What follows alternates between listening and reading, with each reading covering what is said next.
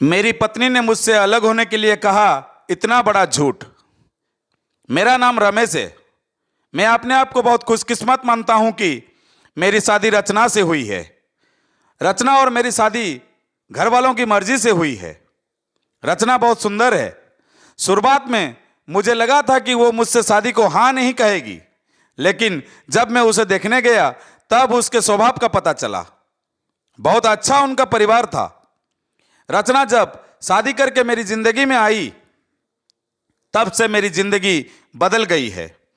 सभी मुझे कहते थे कि मैं बहुत खुशकिस्मत हूं। अभी मेरी शादी को करीब 3 महीने ही हुए हैं। मेरा सपना था कि मैं बड़े शहर में एक बड़ा शोरूम बनवाऊं कपड़े का।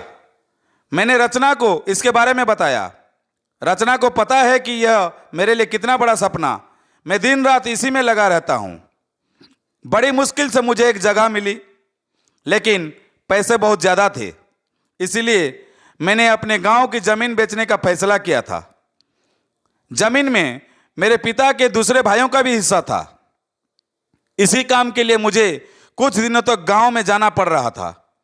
मैंने रचना को चलने को कहा, क्योंकि पता नहीं कितना समय लग सकता था, लेकिन उसने कहा कि वो अपने मायके चली जाएगी। मैंने भी सोचा कि ठीक है। रचना अपने मायके चली गई। मैं अपने गांव चला गया।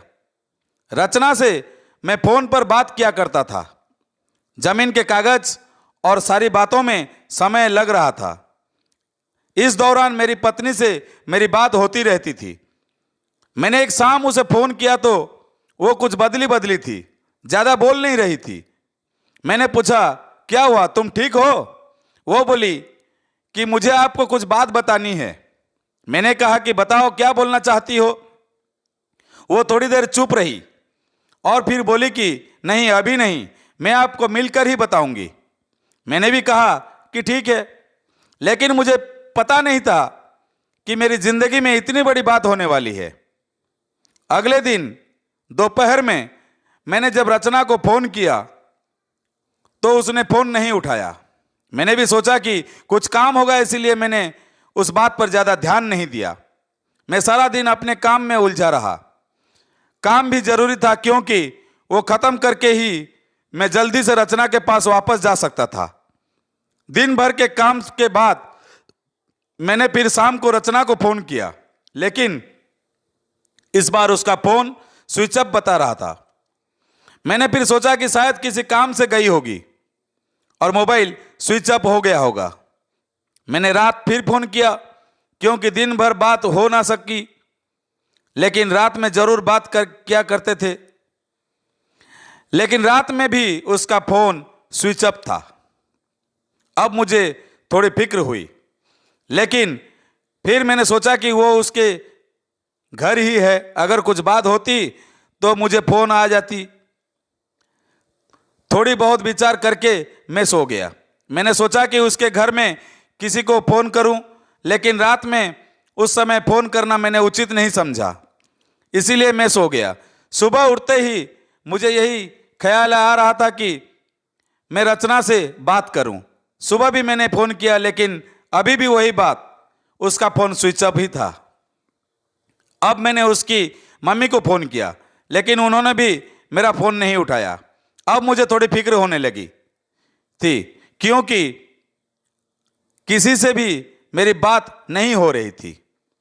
करीब 3 दिन तक ना रचना का फोन आया, ना उसकी माँ का। मैं अपने काम में लगा रहा। फिर एक शाम मेरी सास का फोन आया। मैंने पूछा कि रचना कहाँ है?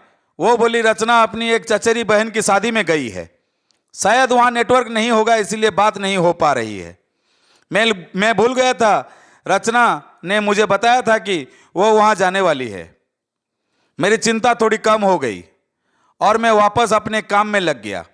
रचना वहाँ 5 दिन रुकने वाली थी, इसीलिए मैंने सोचा कि शायद 5 दिनों तक मेरी रचना से कोई बात नहीं हो पाएगी। मेरा काम भी लगभग खत्म हो गया था। मेरे हाथ में पैसे 2 से 4 दिन में आने वाले ही थी। जैसे ही मेरे हाथ में पैसे आए, मैं वहां से निकल गया। वहां से निकलने के बाद मैं सीधा अपने पत्नी के घर ही गया। उसे लेने के लिए।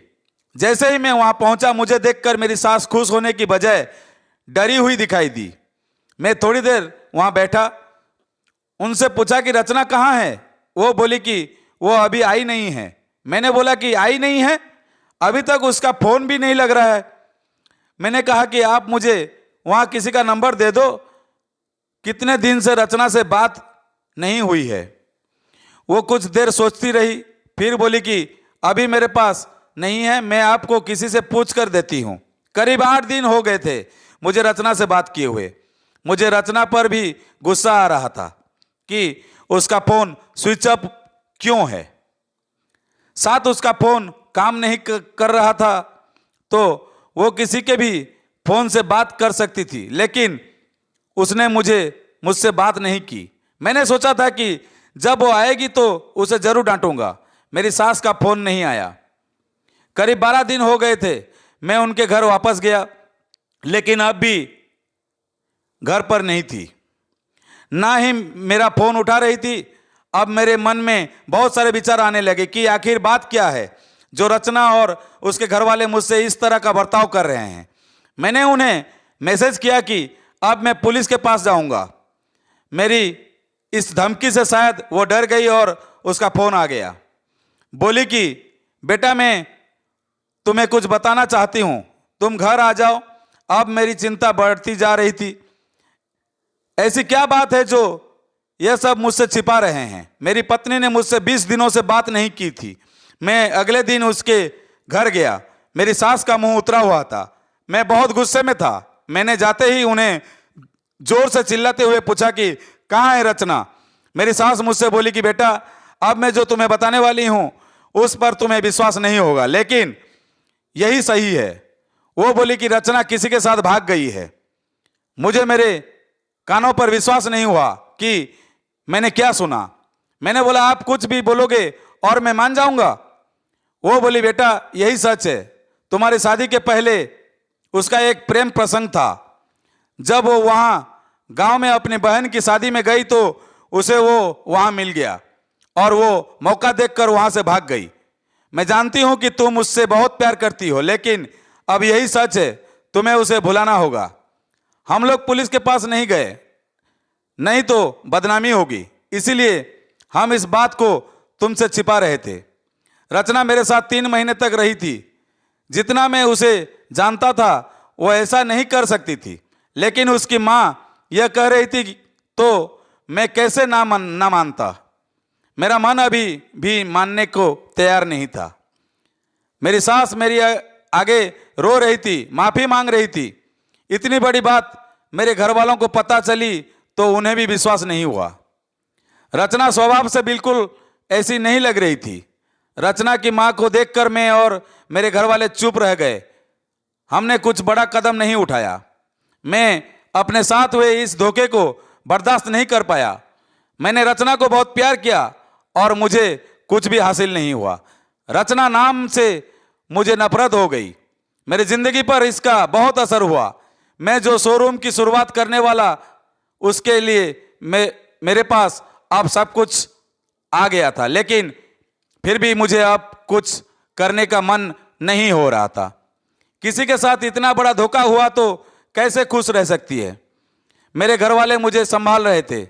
मैंने उसे बहुत ढूंढने की कोशिश की। मैं चाहता था कि वो मुझे मिले तो मैं उससे पूछूं कि आखिर उसने मेरे साथ ऐसा क्यों किया।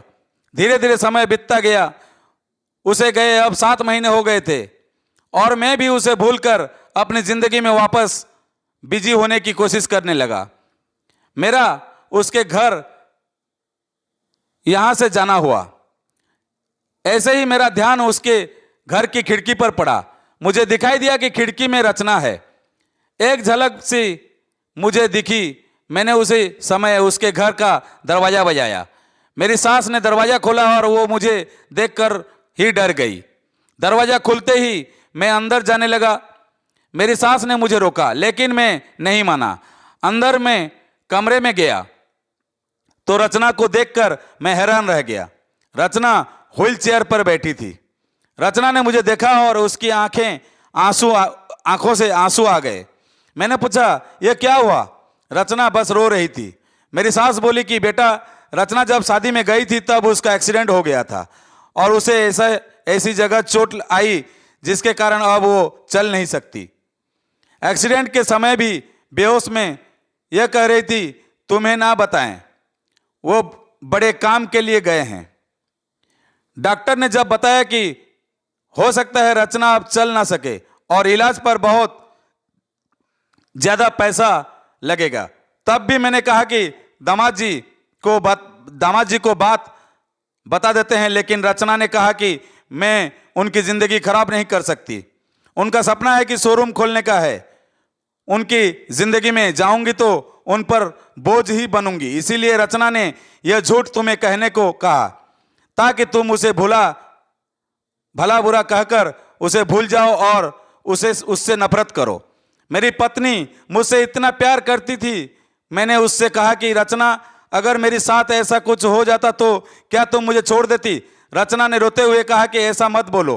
रचना ने कहा कि मैं आपकी दोषी हूं।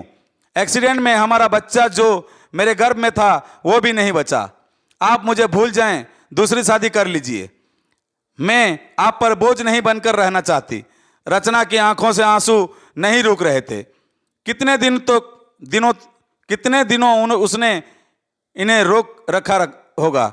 मैंने रचना को बीते कुछ महीनों में ना जाने को कहा, कुछ नहीं कहा, लेकिन अब वो रचना को एक पल भी अपने से दूर नहीं रखना चाहता था। मैंने रचना की एक बात नहीं सुनी। मैं रचना को अपने साथ ले आया।